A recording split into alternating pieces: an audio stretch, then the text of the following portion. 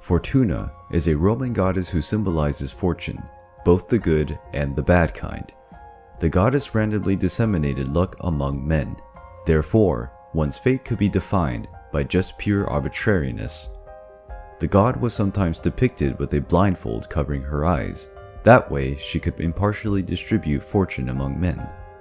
The deity was worshipped by several kinds of people, but those who relied on luck to conduct their activities stood out the most. Among them, we must emphasize the travelers, who were subject to all kinds of unexpected events, just like farmers who were subject to climatic changes and pests.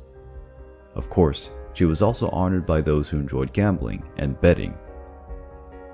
The goddess was already worshipped in ancient Rome since the dawn of the empire, and a golden statue of the goddess was inside the dorm of the Roman emperors.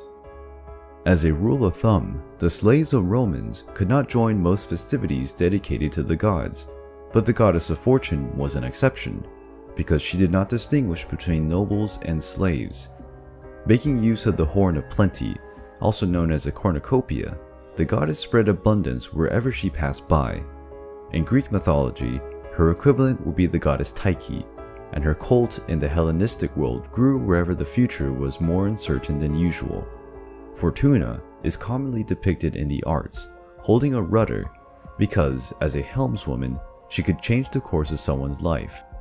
And, along with the cornucopia, the goddess was also commonly represented beside the wheel of fortune.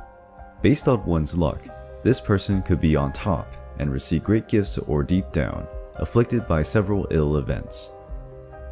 The wheel symbolized fate's arbitrary nature. Men cannot fight against Fortuna's plans. They can only live in the best possible way with the luck that they were handed.